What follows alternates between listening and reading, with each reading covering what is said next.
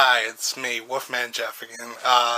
Today I'm going to be continuing my review of the Rocky franchise. We're going to go on to Rocky 3, which in my opinion is probably the most interesting movie in the Rocky franchise, especially as it relates to the first Rocky movie. Rocky 3 is actually my personal favorite Rocky movie. It kind of shifts the action away from the whole Rocky Balboa, Apollo Creed dynamic and introduces Clubber Lang, who's played by Mr. T. I've always been a Mr. T fan. I like the A-Team, so he was pretty awesome as B.A. Baracus. So I actually watched Rocky 3 when I was a kid after I'd watched the A-Team. So it was a little jarring to see B.A. Baracus as the bad guy. And that's how I saw him. I didn't see him as Mr. T or an actor or anything else. That was my exposure to him. So it was kind of odd seeing him play the villain. But he actually did a really good job because he has that menacing physique, and he very much plays it up in the third Rocky movie.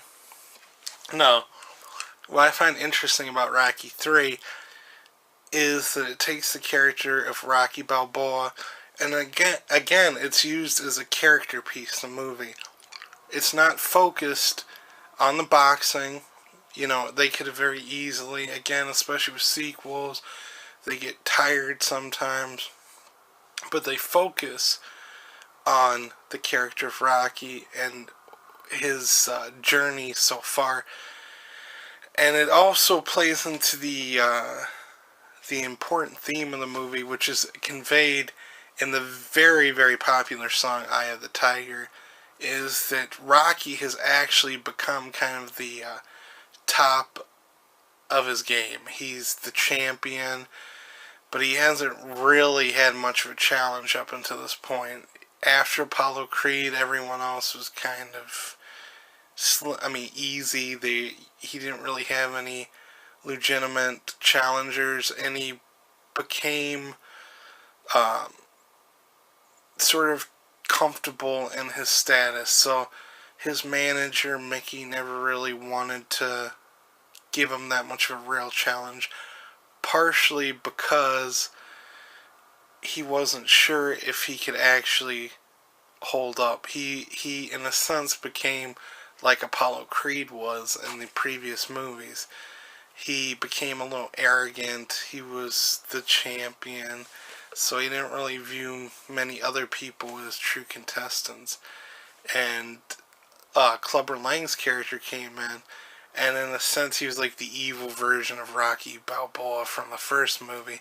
He was hungry. He wanted a chance. He wanted, to be champion, and he really gave it to Rocky.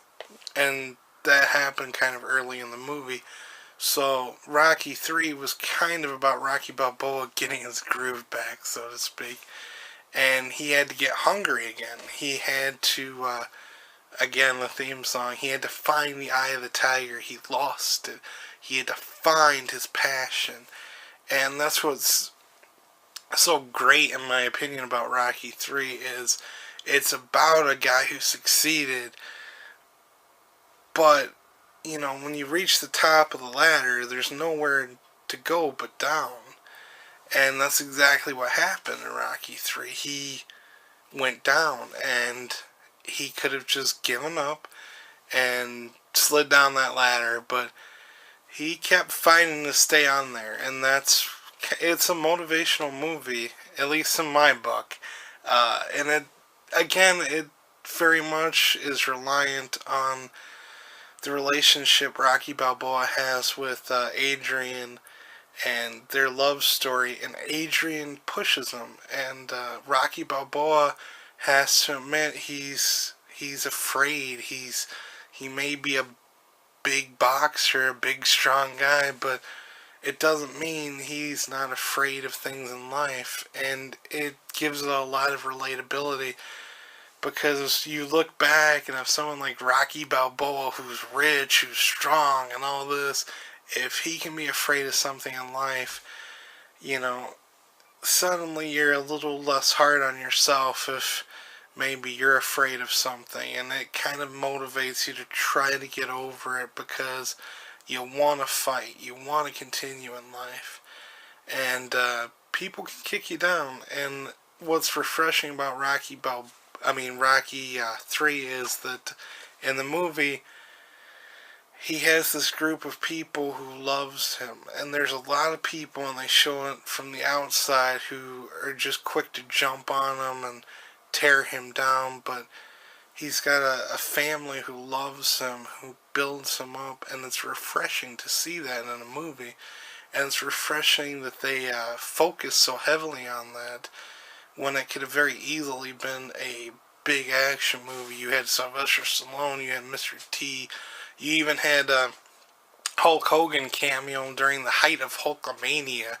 So, I mean, it could have very easily got out of control, but it was more time was spent on, for instance, Burgess Meredith's character, Mickey, than was really focused on Mr. T.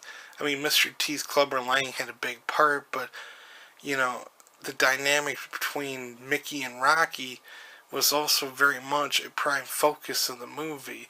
And it was very sweet, and the movie had a lot of, again, what's unique about the Rocky movies is they all have a lot of heart, at least up until this one. We'll get into some of the other sequels later. But as far as I'm concerned, Rocky 3 is a classic, and it's a must-see. Even if you skip Rocky 2, see Rocky 3. See Rocky, and you can even act like Rocky 2 never happened. Not to say Rocky 2 is a bad movie. You should still see it. I recommend it, but Rocky 3, must see. Thank you again for the support all you people have shown me. I appreciate all my friends, my family who have watched this. I know I'm getting used to it, and hopefully you can see that I'm getting more comfortable, and I appreciate all of your love and your support. It hasn't gone unnoticed. You guys take care. Thank you.